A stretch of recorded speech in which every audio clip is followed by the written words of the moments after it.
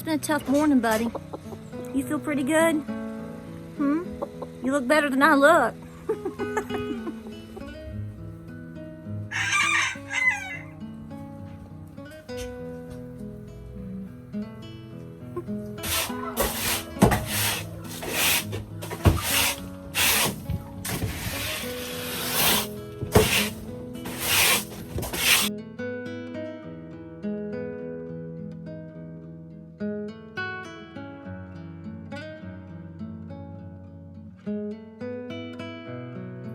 So good morning, guys. Welcome to Appalachia's Homestead.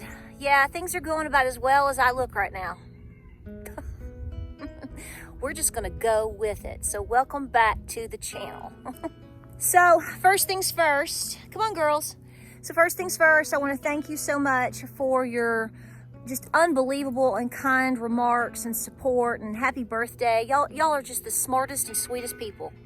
I hope you know that, because you really, truly, honestly are. I mean, I know we talk about, from time to time, I get a comment from a knucklehead, or you see a comment from a knucklehead, or we all deal with knuckleheads from time to time.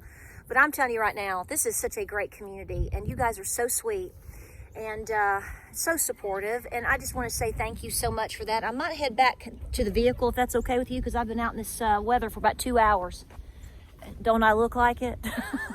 And I'm covered in mud, and I'm a little bit cold, and I'm a little bit frustrated. I feel positive, but I'm frustrated. So I have a weather down. A weather, if you don't know, by the way, so let me just tell you right now, for those that don't have goats, a weather is basically, it's like a steer in the cow world. I took his walnuts when he was a baby. So he's not a buck. He is a full-grown wether, and I love my wethers. But I'm going to have to make some hard decisions soon, and I know that. So I'm trying to think it out and talk it out.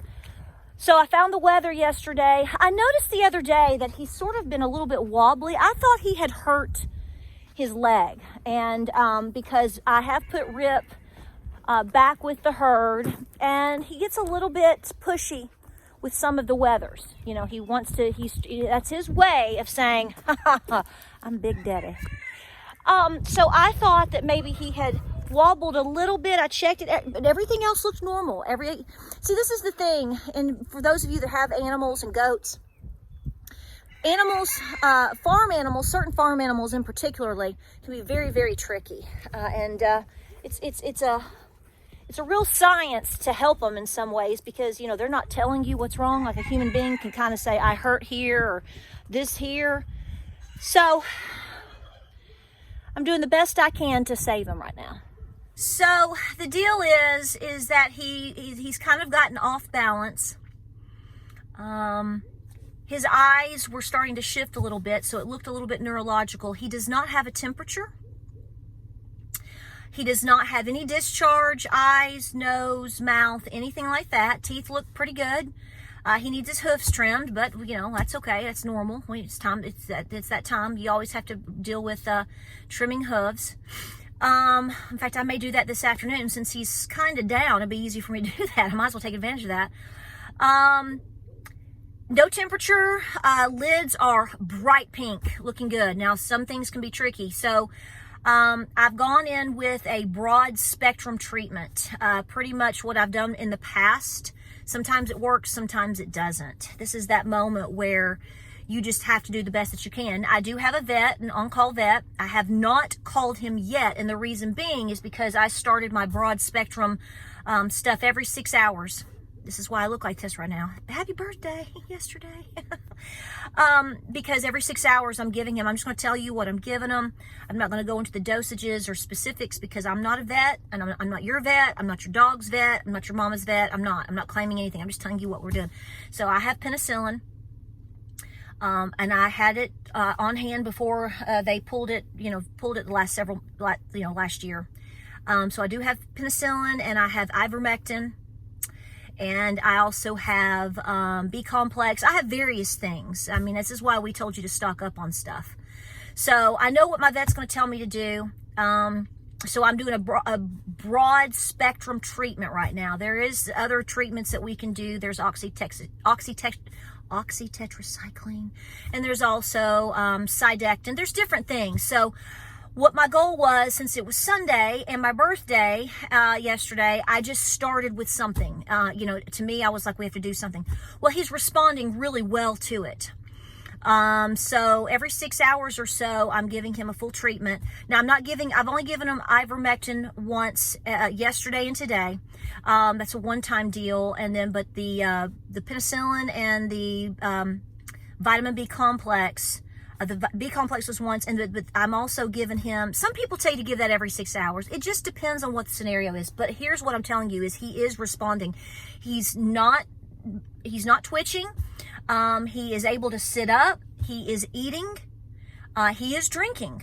He's not on his feet yet, but he's up. And he's like, hey, okay. He's breathing well. There's no wheezing. There's no temperature. So I'm kind of going with this for the moment, and I'm going to see how it goes. Here's the thing. You know as well as I do, if you've had animals in the past or have animals now, you can think that they're doing great, and you can come out 2 hours later and they're gone. I mean, you know, this a little over a year ago right now, I've got videos on it, and you know it got demonetized. Yeah, the video, did I tell you that? The video from like a year. Well, I lost my dairy cow to mastitis. She wasn't even in milk. She got injured. She had an injury in her teat, and it caused mastitis, and it put her down eventually, and that was very sad and very frustrating to deal with, because you just want to save them, you know. And so my point is, though, is we thought she was doing better. We did have her teat lanced. And she improved for about 2 days, and we came out one morning and she was down. We have a big mound in our field that you might see sometimes. It's not as big as it used to be. We've had to put stuff on again. That's where we buried her where she was. I mean, that's what you have to do. So, anyway, with the cow, that is. So I'm treating him. It's Vinnie. He's a sweetheart. I'm doing the best that I can. I'm going to continue to monitor it. I know if I call my vet, he may not come till tomorrow. But if I call him and tell him he's responding, he's going to tell me to keep doing what I'm doing, because that's what he said last year. He was like, you already were doing everything I mean, I'm going to go a step further, and we can lance her, and I can give more antibiotics, but you're already doing all the things, which is nice to know that, you know, you are equipped enough to handle things as best as you can. Sometimes you have scenarios come out and happen, and like, you know, I had a goat a year and a half ago. She started acting a little bit funny. The second she started acting weird, I was like, let's go for it right now. I just started treating her. What I'm doing right now. Now, I didn't go penicillin, but I did go ivermectin and B complex, and, you know, really monitoring. And within a day and a half, she was like, okay, I'm here. So you just never know. But this leads to the conversation that I think is important for us to have. And it's a life conversation. Life changes and things change. And, you know, not everything lives forever. And you have to make decisions accordingly, which brings me to something that I think several of you have asked. Many of you have asked me and saying, what do you do with your goats? Well, I mean, obviously, I love on them, and I feed them a lot. And I love to milk my girls. And that is the goal of having my dairy goats, for the milk. It's for the milk. I'm going to tell you right now, it's for the milk. I love them. It's for the companionship, and I love them. But as far as for their product, it's for their milk and for their manure. Some people obviously go further, and that's fine. That's their business. I do have wethers on reserve, as good companionship, manure. And let's be honest here, if something were to give and we needed to take one, then we would. But, you know, there does come a point where your farm starts to grow, and you have to be realistic with your feed cost, and there's no telling what's on my face. I don't know. Okay.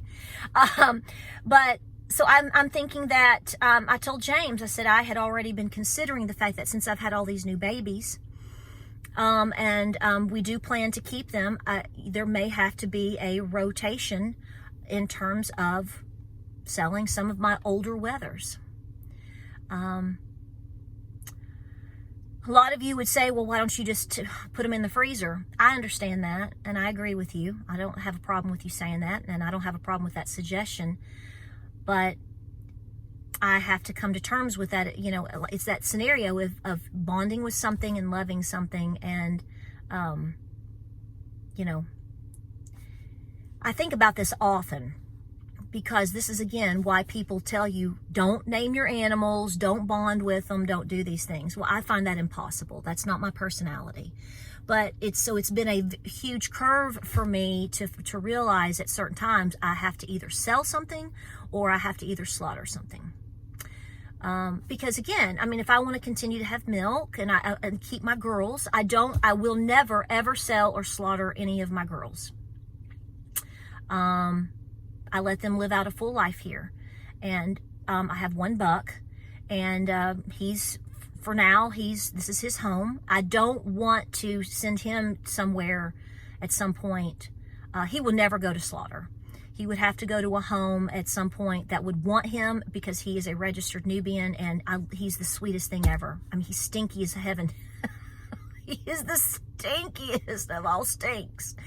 But he loves everybody. He's a baby. He's been so far. He's been wonderful. So yeah, I mean, so a lot of you have been asking, what do you do? Would I slaughter and eat and take in any of these animals? Absolutely. I mean, absolutely. I've done it, and but it's hard. I'm not gonna lie to you. It's very hard. And anybody that tells you it's not hard, well, they don't have a spirit connection. And I pray that they do, because you're supposed to. So say a little prayer for Vinnie. He is improving. And you know, I'm going to continue to do what I'm doing, at least for the next day or two. If we start to go downhill, it's just going to depend on the scenario. We have to make judgment calls. This is that time of which, you know, I know this sounds silly, but it's almost like you have to become something and do things, or plan to do things, or prepare yourself to do things that you really don't want to do. But that's survival mode. That's beast mode. That's how our grandparents made it.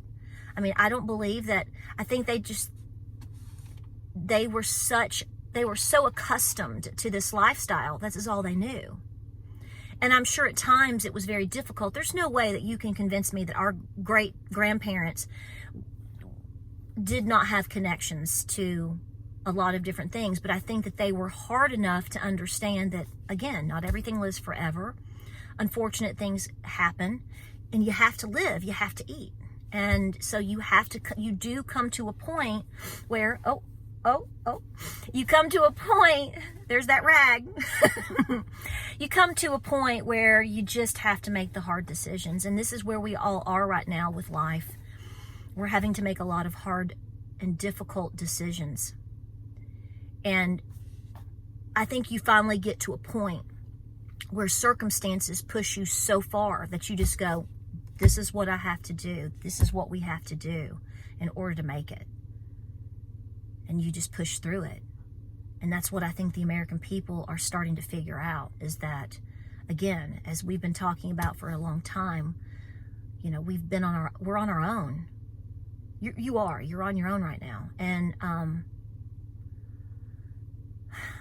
you just have to dig deep down. I mean, you know, I came up here today and I was depressed to have to do some of the things that I did, but it's a necessity. It's necessary. As James said last night, he said, let me tell you something. Last week, or the other day, when I put up that video about the mistress, and I told James, I said, they're going to think you're cheating on me. And he said, well, okay, but they must not realize how good you are with a blade. So he's meaning a scalpel. He's meaning a knife. He's meaning banding tools. He's meaning all kinds of things, because I do all of that. James doesn't do any of that. I do all that. I do all that. I do all the things like that around here. Now, he may hold it and he helps me, but I'm the person that does all that. I give all the shots. I do all the skinning. I do all the things. That's my thing. So I don't talk about it often. I don't show a whole lot of it on obviously social media for obvious reasons, but mainly because it's a spiritual thing. So depending on how things go with baby over here, I probably won't show a whole lot of it, because, I mean, you know, here's my thought. If I was really down and really sick and look worse than I do right now, I wouldn't want you filming me. And I just don't think that's necessary. If people volunteer to do that stuff, that's fine. But it really irks me to see people exploit these moments with humans, babies, and with animals. I don't handle that very well. And there's been a lot of people in recent years that exploit sickness and death, be it an animal, a spouse, child, whatever. And I just think that's despicable. So that's what I think about that. So that's why I don't do it. But I'll keep you posted. So say a little prayer for Vinnie. He's eating, and he's up, and he was like, hey, I mean, he needs some help. So we will see how it goes. But it is coming to the point, like I said, that I'm going to have to make a decision about some of these goats very soon. And I knew that was coming. I knew that when we were having another round of babies, I mean, I have a large herd, but I really don't want it to get too much larger. And so in order to do that, you have to help other people or make a move somehow. And we've done that before, and I'm willing to do it again, but it breaks my heart because I get so attached. And I don't think that's a bad thing. But that's what's going on. But I wanted to thank you so much, like I said, for all the birthday wishes, and I had some fun, and I've spent some time with genealogy, like I said, and I just want to thank you for being such good people. We're in hard times, guys. We really, really are. And as far as some of the latest events in terms of losing servicemen yesterday, well, you can thank the scenario from Afghanistan leading into a lot of this. I got very, very, very vocal when the pullout of Afghanistan happened, because it created this vacuum. And it was done so wrong. And a lot of the problems that you have seen since then is because of that. I mean, it's not the only factor. It's a very complex situation, but guys, keep praying. Keep praying, okay? I mean, I know that sounds repetitive, and there's just some days you're just like, I wish something would change more immediately. But again, like I said, none of these things are on our timeline. This goat laying out here, eating his little nibbles and hay and whatever he wants. I didn't cause that. Do I think it's silent? I think he's fighting pneumonia potentially. But did I cause that? No. Circumstances caused that. Life happens. Things happen. Everybody else is great. So he's one of the only one. But we just have to do the best that we can and accept the reality and do the best that we can to pick up and carry forward. And along the way, we have to realize that we have to be praying, because this isn't really about us. We think it is. And on a human level, it is. But in the big, broad spectrum of the world and life and God, no, it's not. This is about God's plan. And there's just some things we're not meant to fully understand and fully know. I mean, let's be honest. If you had 5 minutes to sit with God, I bet you'd have a lot of questions. Even though we're not technically supposed to question things. I get that. We're supposed to just trust and go. But, I mean, I don't know. I could sit and have a sub sandwich and have a good conversation. There's a lot of questions I'd have. But until then, we just have to trust and just do the very best that we can. Guys, I appreciate you. I hope you're doing well on this Monday. I'll keep you posted. Everybody else is doing great. No problems. Ginger has moved back down to the house as soon as the snow melted, and she realized that she could get her little fuzzy behind down the driveway without sliding. Now she's back. She wants to move back into the house, but she's very scared. She's very timid to come in the house.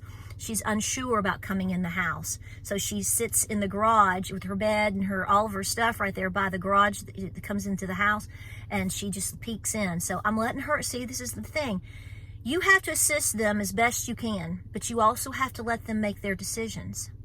And if their decisions is to be in the barn, so be it. If Ginger wants to come down to the house, okay, we can work with that.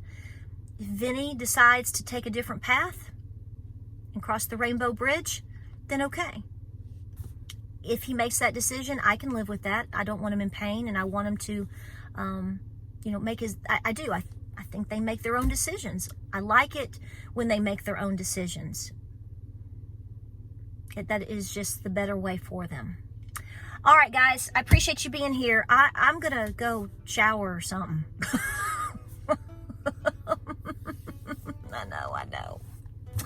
It's been a long 24 hours, but our efforts so far are working quite well. So we're just going to keep pushing forward. That's all we can do. Like, subscribe, and share, guys. I love you so much. Have a wonderful Monday. Thank you for being here. Godspeed. God bless. I love you. We'll see you on the next video.